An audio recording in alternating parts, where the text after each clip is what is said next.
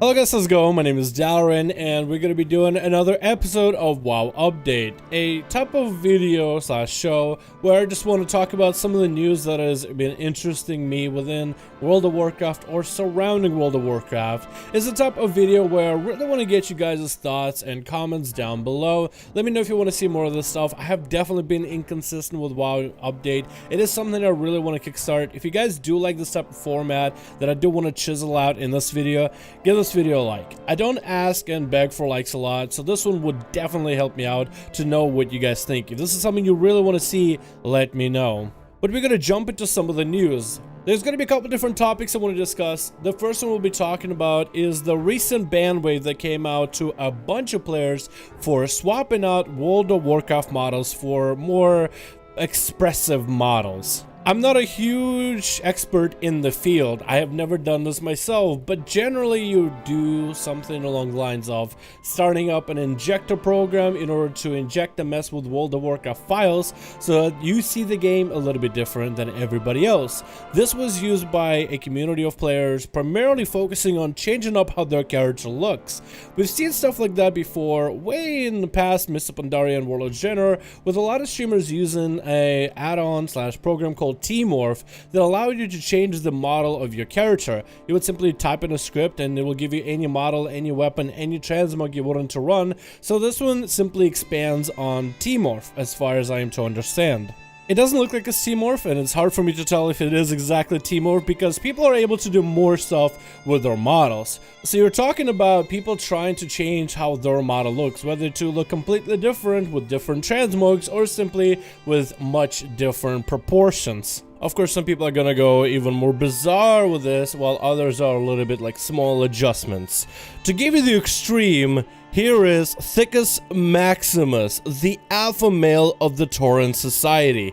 Gaze at this majestic mother of God. What happened there? Whoever made that deserves props. Something about this I like. I don't know what it is. So yeah, a bunch of people started getting banned for messing with their models, and now Blizzard actually decided to reverse some of those bans and overturn them into instead a warning. Technically, Blizzard does have on their TOS that you shouldn't mess with Warcraft files, and this technically falls into that TOS, so technically you shouldn't be messing with stuff, but there's two sides of the story. Some people believe that this doesn't harm anybody, and people that don't use this for malicious reasons are fine, and it shouldn't have been banned in the first place. On the other side, this can be used for malicious reasons. Let's say you're doing Battlegrounds and you decide to increase on your screen how big the flag is. You'll always be able to find the flag carrier wherever they're at, and let's say you're using this in rated Battlegrounds to try to get the edge over the enemy team, and you always are aware exactly of where they're at. Or you use this system and program to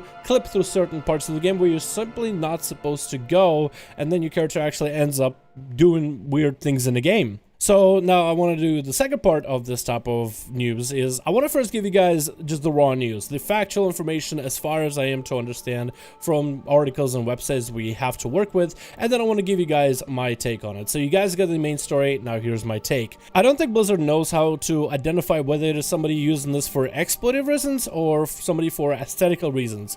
Maybe somebody just wants to look good on their character or look a little bit different. Maybe you just want to get ridiculous just for the sake of hilarity, while somebody else might be using this for actual in-game advantage. And I don't think Blizzard has a way of identifying which one is which. There's no direct way until you go and really dig into what they do with their character and get some proof and such. So it's a lot easier to just simply ban everybody else and then kind of roll things back, and it just creates kind of like a weird area where you can't really get precise with it. So for Blizzard, it's a lot easier to simply not have it in the game. Technically, this kind of stuff is in their TOS that you shouldn't be messing with files like this. You have add-ons and you can change in-game graphics and such, but not to the point where you're messing with models.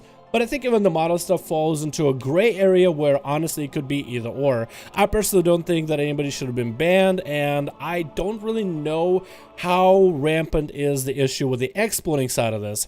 If the exploits are all over the place and people are abusing them regularly, which I haven't heard anything about it whatsoever until now, I guess, then it was either a really good secret that nobody knew about, or it was just not that common. And maybe Blizzard spotted it happening here and there, and they tried to nip it in the bud as soon as they could, and they figured out that, hey, there's only a few people that are using this for exploits, the rest of the people are kind of just trying to mess around with models and have some fun with it. Now, if this was something that was really secretive, it's not secretive anymore, because now it knows that using stuff like this to mess around with certain particular files, now you can gain some inherent advantages. So now if anybody is going to be cheating, they'll try something that was mentioned just now, because now it's more or less in public.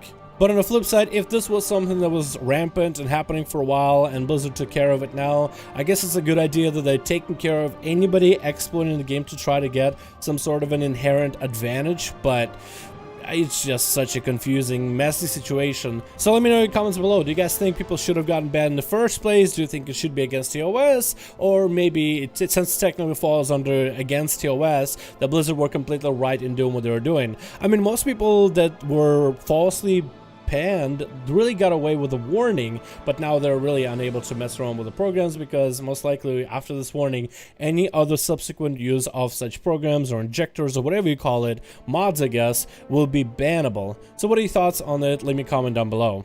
Second bit of news is going to be a small one. It was a rumor a couple of weeks ago that World of Warcraft beta for Classic WoW is going to be coming out very, very soon, like a closed beta or an open beta. And it turned out to be a very, very in-house, very closed alpha for any of the in-game developers and testers. So it was kind of a fluke, but I think a lot of people were super excited about Classic WoW to be playable as soon as possible. We are getting around very, very close to summer. Right now it's May, then it's going to be June, July, August. Classic WoW could come out anywhere between June, July, or August. Most likely going to be the very last day of August, which is usually when they release any of the big expansions or updates to the game. But it's always good to know that they are doing more stuff with Classic. It doesn't feel like there's too much to do, since, you know, the game is basically already built. What they're having BFA right now is basically Classic. They just have to roll back certain aspects, certain key aspects even, to give it back that Classic feel, how it plays, how it functions, how things work.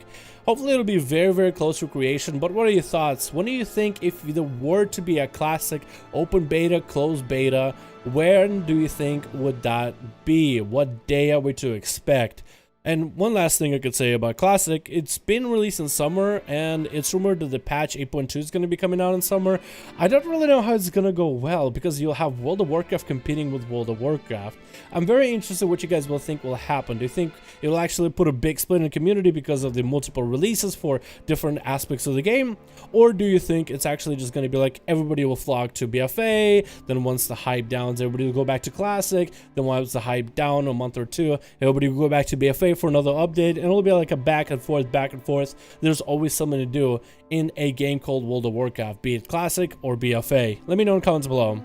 As of a few updates recently with BFA, the catch-up mechanisms for a lot of the gear from World Quest have been increased with the new release of the brand new raid, the Crucible of Storms. So if you're someone who wants to catch up a bunch of characters, whether it's max level characters or characters you want to get to max level, World Quest now will offer better rewards, as long as you're higher item level. The higher your item level is, the better the rewards will be, but the rewards can go up to 370, making earning Azeroth gear with 2 traits and such a lot easier, so a lot of you guys can take advantage of the situation. And then for the last bit of news, in patch 8.2 PTR, they have re-added Caverns of Time portal. This whole portal fiasco with taking away portals and adding them back in different areas, I feel like was just super confusing for Blizzard. One of the portals that people were really missing was the Caverns of Time portal that you would get from the Northrend Dalaran, the Wrath of Lich King version of Dalaran. And now that portal has been gone until 8.2, when they are re-adding it in the portal rooms for each of the factions, the Horde and the Alliance. So everybody who uses Portal to Caverns of Time, I think, is gonna enjoy it, but it's just, was this worth it, is my question. If I could ask a developer, was it worth moving the portals around? And if they could have done it differently, would they have? Because I just feel like, if let's say you're someone working for the game and you're just like, okay, we'll add something and people will love it, and then everybody hates a portion of it and you're like, oh, too much stress, was this even worth it? I wonder if anybody over at Blizzard would have done this differently. On the other side of the news, we also have Thrall coming back in patch 8.2.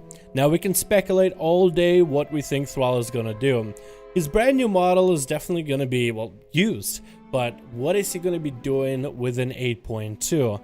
What I personally think, and this one is no biggie, is Thrall is going to come back in terms of a revival of the Horde. And I feel like we are setting ourselves up for a Garrosh 2.0 situation where there's going to be the Undead and the Sylvanas versus Thrall and all the other denizens of the Horde. We might even have certain key figures in the Horde split, because maybe one of them or two of them might even be for the side of Sylvanas. Unless we get more character development of Sylvanas, she still looks like a warmonger, and there's just nothing to, I guess, the best way to put it is there's nothing redeeming about her. But the worst part is, there's no rhyme or reason to why she's doing the things she's doing.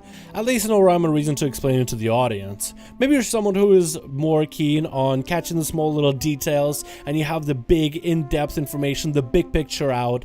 But for most people, it doesn't seem like Sylvanas has a reason behind some of her actions. Besides the fact that Horde and Alliance are in war and she's trying to be a leader, but the way she's going about it is extremely ruthless. And it just seems like she's always trying to draw a trap for the Alliance, always trying to get the upper hand of Alliance, almost like Sylvanas wants it rather than what she wants for the Horde.